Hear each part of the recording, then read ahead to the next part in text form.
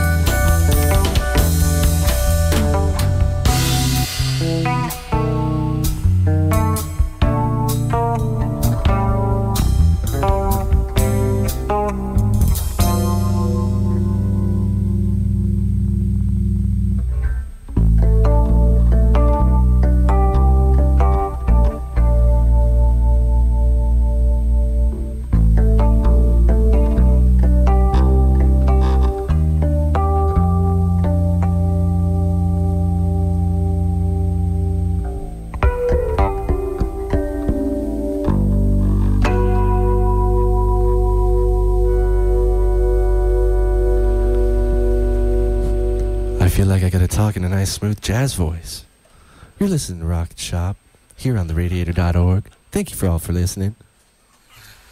Now, with that said, guys, holy gosh, and whatnots. That's Shot Heard Round the World, SCHOTT, by our band Zephrus here in the studio. Guys, thanks again for coming in. This has been awesome. Thank you great for time. having us. Thank you. You guys sounded so enthusiastic about it. Thanks, man. Thank you, man. Really happy to be here. So, This place is really cool, by the way. Yes. yeah, oozes vibe It's all vibe. as well as heat. And I apologize, it is overly warm in here as we have turned off the AC in lieu of winter, and these electronic devices take over and really generate the heat. Oh my gosh. Love it. So those of you that are watching on Radiator.org, and that camera right there that I'm pointing to, those of you in Radio Land have no clue. We're sweating. Now that you know that, guys, Zephrus, you have a show coming up February 5th, and so we're going to get through the holiday. People can maybe get a stocking stuffer. There's this 8-track album I heard by a band called Zephrus. I'm sure it makes a great stocking stuffer. And it looks like you can go to You have a funny shaped zephrusband.com. stocking, Yeah, funny. Yeah, exactly. I have weird-looking feet. I didn't want to admit that, but thanks, Scott. Sorry to call you out. For my stockings, what can I say? And so it's zephrusband.com. You also have a Facebook. I think it's facebook.com/zephrusband. So at least you're consistent. That's extremely helpful. And that's where people can find out more about Zephrus. Now, who does the writing of the songs within the band? I'm curious as far as what the creative process is, because during that song, we were just talking about, you guys got together last Friday, pretty much hitting the reset, not the reset button, but you saved the, you beat Bowser, but our princess is at another castle, so here comes the next level. So how would you describe what the next level is for you, not to put you on the spot? Well, we actually, we all share the writing of the music. It's one of the really neat things, and being a trio, I think it's kind of, I don't know if it's unusual, but it definitely works to a balance for the three musicians. And we can all share that creativity. And when we wrote the songs for this album, I mean, it kind of felt like everyone was written in a different way. Totally. Like, I would say one thing that Scott kept, as we were going through the recording process, kept reminding us of is how organic the material was.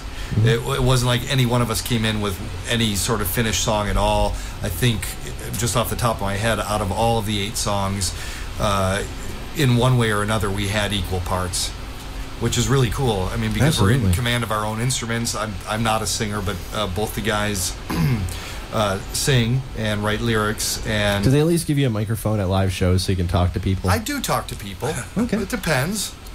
yeah, we usually mic him up. Yeah, Nice. mic me up.